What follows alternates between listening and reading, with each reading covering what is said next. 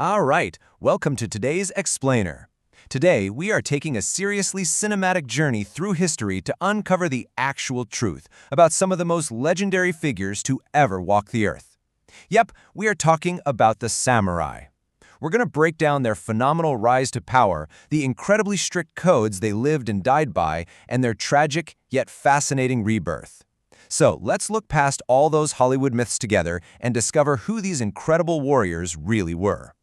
Okay, let's dive right into this by traveling back to a shocking, highly intense scene. The date is February 4, 1703. Now imagine we're stepping into 4 different Japanese castles. In every single one, there's a group of warriors sitting there calmly awaiting a death sentence. But what's really astonishing here isn't the sentence itself, it's their demeanor. There is zero fear. In fact, there's a profound sense of relief, almost as if they've been waiting their whole lives for this exact moment.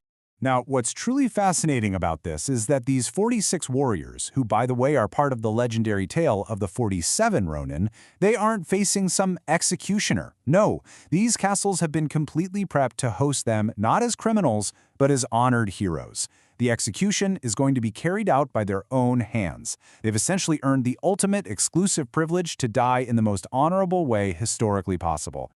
To really grasp why this is, we have to understand the brutal ritual of seppuku, which is also known as harakiri. This was a highly ritualized form of suicide by disembowelment. A warrior would literally thrust a short sword into his own abdomen and cut horizontally. It was a way to scream to the entire world that his honor and his loyalty were infinitely more important than his own life. For a samurai, this was considered the ultimate grand finale of their journey. Section 1. Tax collectors to elite warriors. So it's absolutely crucial to realize right off the bat that the word samurai literally translates to the one who serves, because they definitely didn't start out as these noble, wealthy aristocrats. They actually started out as basic employees for feudal lords, the daimyo, acting as, well, tax collectors. And since people historically do not like paying taxes, these guys had to arm themselves to force those payments. Slowly, over time, they evolved from heavily armed debt collectors into private bodyguards, and eventually they started marrying into noble families to cement their status as an elite, upper-class tier of protectors. The whole thing really shifted in 1185. This was a massive turning point where military rule was centralized under the Kamakura shogunate, which essentially made the samurai the ruling class, literally holding power over the emperor himself. Then, in 1274 and 1284, Japan faced these terrifying, massive Mongol invasions. Up until then, the samurai were totally used to honorable one-on-one individual duels. But the Mongols, they fought as a ruthless, highly cohesive army. So the samurai had to rapidly adapt to organized teamwork just to survive. When massive storms, which they dubbed kamikaze or divine winds, wiped out the Mongol fleets, this intense era of survival catapulted them right into the Sengoku Jidai. That's the Warring States period, which was hands down the absolute golden age for these warriors. Section 2. The Way of the Warrior. All right, we absolutely need to bust a massive historical misconception right now.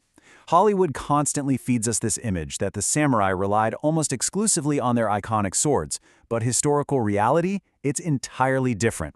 Originally, these guys were archery knights. They trained for years and years to shoot bows with pinpoint precision while riding on horseback at full speed. After bows, they favored spears. Honestly, drawing the sword was strictly a last resort for close-quarters combat. That being said, don't get me wrong, the sword was still deeply sacred. A true samurai carried 2 swords on his waist, and this essentially acted as his personal, undeniable military ID. You had the katana, which was the long sword used for open battlefields, and the wakizashi, the shorter sword for tight spaces, and of course, for seppuku. And their entire aesthetic, it was engineered to make them look like walking nightmares.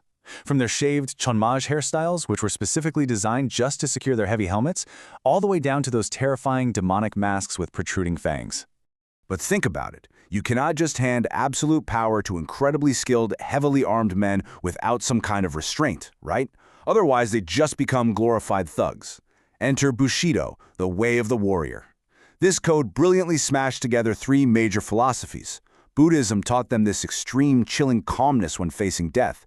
Shintoism instilled a fierce, unshakable loyalty to their physical land and the emperor, and Confucianism demanded unwavering respect for elders and their masters. A true samurai couldn't just be a ruthless killer. They had to be high-class, educated poets. The sword and the pen were quite literally two sides of the exact same coin. Section 3. Guns, Ninjas, and Rival Monks. Now, it's a super common myth that the samurais stubbornly hated modern technology and thought guns were, for cowards. That is absolutely not true. When Portuguese merchants introduced the arquebus rifle in 1543, these deeply pragmatic warriors took one look and immediately started copying it. By the 1575 Battle of Nagashino, the famous leader Oda Nobunaga deployed 3,000 rifles in this highly coordinated volley fire that completely decimated the opposing cavalry. It permanently ended the age of spears. In fact, by the late 1500s, Japan literally had more rifles than any single country in Europe. For them, true honor simply meant victory for their lord, whether you got that victory with a sword or a gunshot. But what they did utterly despise were tactics that lacked that foundational honor. Samurai fully believed in face-to-face combat. I mean, they would literally introduce themselves out loud to their enemy before fighting. So naturally, they absolutely loathed the ninjas, these spies and hitmen who used sly disguises, poison, and spikes to get the job done. They also hated dealing with the Sohai, who were these heavily armed Buddhist warrior monks. It was considered deeply embarrassing and highly taboo for an honorable samurai to be forced to slaughter members of the clergy on a battlefield. Section 4. The Fall of the Samurai. So, what happens when centuries of civil war finally end? Japan entered the Edo period, which was basically 3 centuries of absolute lockdown peace. The new government established this rigid shi-no-ko-sho caste system to control society, placing the samurai, the shi, at the very, very top. But here's the massive, tragic historical irony. The elite samurai were paid exclusively in fixed amounts of rice. So as Japan inevitably transitioned to a money-based economy, the merchants, who were supposed to be at the complete bottom of the social ladder, actually ended up controlling all the real wealth. Slowly but surely, the mighty samurai evolved into impoverished bureaucrats who literally had to pawn their sacred family swords to lower-class merchants just to buy food. And their ultimate downfall finally came from the outside. In 1854, the heavily armed U.S. fleet arrived on their shores, forcing an isolated Japan to open its doors. The Japanese leadership very quickly realized that, swords, arrows, and pure honor are pretty much completely useless against massive Western iron ships and heavy cannons. So, to survive, the emperor triggered the Meiji Restoration to build a modern Western-style military. This officially abolished the samurai class altogether and literally stripped them of their right to carry swords in public. Feeling profoundly betrayed, the last of these warriors launched the Satsuma Rebellion in 1877.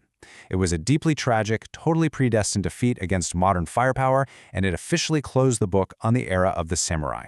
Section 5. The Enduring Samurai Spirit.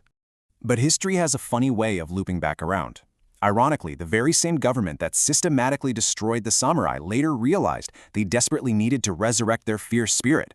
During World War II, the military aggressively weaponized the Bushido code, convincing a new generation of soldiers that their highest possible honor was dying for the emperor. This, of course, culminated in the kamikaze pilots, which was essentially a modern aerial version of seppuku. However, after the utter devastation of that war, Japan completely resurrected those exact same values, but this time for life rather than death. That intense loyalty to a feudal lord seamlessly transformed into fierce loyalty to a modern company. The samurai's battlefield dedication turned into an unparalleled dedication to mastering everyday crafts, and this is exactly what drove Japan's incredible modern rise. The samurai's absolute favorite symbol was the cherry blossom, the sakura. It's this delicate, insanely beautiful flower that blossoms super briefly before falling to the ground right at the absolute peak of its beauty. This is the perfect, vivid metaphor for their entire philosophy. Life is just like a sakura blossom. It's short, and it could end at literally any moment. So the point isn't to just live for a really long time. The point is to live honorably, purposefully, and leave a massive, impactful legacy behind. So the actual era of swords and shoguns? Yeah, that's long gone. But the sheer inner strength required to master yourself, that remains completely timeless. I'm going to leave you with this provocative thought to chew on today. How will you apply the samurai's legendary self-control, honor, and deep sense of purpose to conquer the everyday battles in your own modern life? Think about that as you go through your week. Thank you so much for hanging out with me for this explainer, and I'll catch you in the next one.